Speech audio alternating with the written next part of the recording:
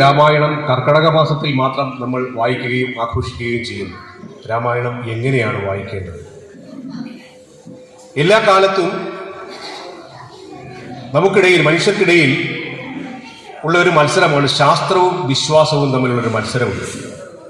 ശാസ്ത്രമാണോ ശരി, വിശ്വാസമാണോ ശരി എന്നൊരു പ്രശ്നം എപ്പോഴും തർക്കം ഉടലെടുക്കാറുണ്ട്.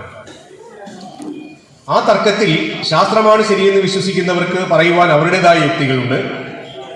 വിശ്വാസമാണ് ശരി, വിശ്വാസമാണ് സത്യം എന്ന് പറയാൻ പറ്റുന്ന ചില ദൃഢവിശ്വാസങ്ങൾ അവർക്കുണ്ട്. പക്ഷെ ഇവർക്കിടയിൽ ആണ് സത്യം നിൽക്കുന്നത്. ശാസ്ത്രബോധമുള്ള, യുക്തിബോധമുള്ള ഒരു സങ്കല്പം, അതാണ് വാസ്തവത്തിൽ ആവശ്യം. ശാസ്ത്രത്തിന് നിലനിൽക്കണമെങ്കിൽ, ശാസ്ത്രത്തിന് വളരണമെങ്കിൽ സങ്കല്പം കൂടിയേ തീരും. അതുകൊണ്ടാണ് കുട്ടികളോട് അധ്യാപകർ പറയുന്നത്, നിങ്ങൾ സങ്കല്പിക്കുക. ശാസ്ത്രത്തിനായാലും ഒരു സങ്കല്പം ഉണ്ടാവണം. സങ്കല്പങ്ങളാണ്, അതിന് പിന്നാലെ നടത്തുന്ന അന്വേഷണങ്ങളാണ്, പഠനങ്ങളാണ്, പരിശ്രമങ്ങളാണ് ശാസ്ത്രങ്ങളായി മാറുന്നത്. ആ ശാസ്ത്രബോധമുള്ള ആൾക്കും ഒരു സങ്കല്പമില്ലെങ്കിൽ ഇല്ലാത്ത ഒന്നിനെ സൃഷ്ടിക്കാനാവില്ല. ഇല്ലാത്ത ഒന്നിനെ സൃഷ്ടിക്കുന്നതാണ് സങ്കല്പം എന്ന് പറയുന്നത്.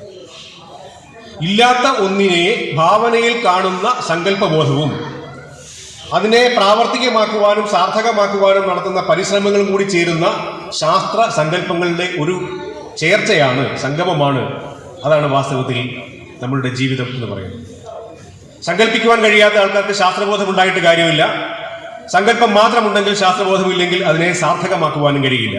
ഇങ്ങനെ സങ്കല്പത്തിന്റെയും ശാസ്ത്രത്തിന്റെയും സംയുക്തമായ ഒരു ലളിതമായ ഒരു മേളനത്തിലൂടെയാണ് നമ്മൾക്ക് ജീവിതത്തിൽ നേട്ടങ്ങൾ ഉണ്ടാക്കാനാവുന്നത്.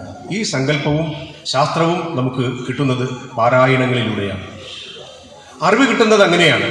പുതിയതായ വിവരങ്ങൾ നമ്മൾ ഉള്ളിലേക്ക് കടന്നു വരണം.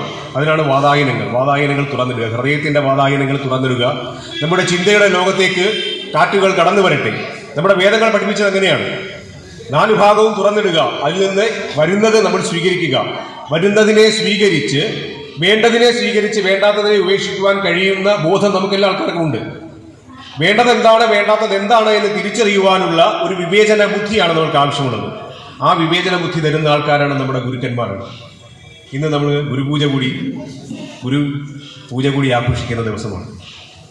സർവ്വഗുരുക്കന്മാർക്കും എൻ്റെ പ്രണാമം അർപ്പിച്ചുകൊണ്ട്, എങ്ങനെയാണ് ഒരു ഗ്രന്ഥം നമുക്ക് ഗുരുവാകുന്നത്, ഒരു പുസ്തകം നമുക്ക് ഗുരുവാകുന്നത് എങ്ങനെയാണ്?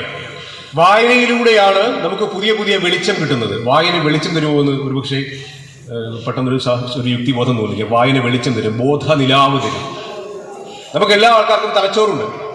ആ തലച്ചോറ് പ്രവർത്തിപ്പിക്കുന്നതിന്റെ തോതും രീതിയും അനുസരിച്ചിട്ടാണ് നമ്മൾ ഓരോ ആൾക്കാരും വ്യത്യസ്തരായി നിൽക്കുന്നത്. എല്ലാ ആൾക്കാരുടെയും ശരീരഘടന ഒന്ന് തന്നെയാണ്. രൂപപരമായ വ്യത്യാസം മാത്രമേ ഉള്ളൂ.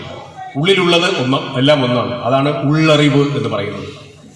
നമ്മുടെ ആത്മീയമായ, നമ്മുടെ അന്തരാത്മാവിലുള്ള അറിവിനെ നമ്മൾ പ്രാവർത്തികമായി നമ്മുടെ ലോകത്തേക്ക് ആവിഷ്കരിക്കുമ്പോഴാണ് നമ്മളുടെ ഉദ്ദേശ്യം, നമ്മളുടെ സങ്കല്പം, നമ്മളുടെ ബോധം നമുക്ക് മറ്റൊരാളിലേക്ക് സംക്രമിപ്പിക്കുവാൻ കഴിയുന്നത്.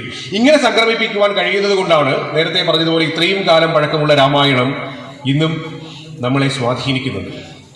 അധ്യാത്മരാമായണം, ആദികവി എഴുതിയ അധ്യാത്മരാമായണം, തുടക്കത്തിൽ ചൊല്ലിയതുപോലെ കൂജന്തം രാമരാമേതി, അങ്ങനെ എഴുതിയ ആ വാൽമീകി മഹാമുനി, അദ്ദേഹം കാട്ടാളനായിരുന്നു എന്നാണ് നമ്മൾക്ക് കിട്ടുന്ന വിവരം.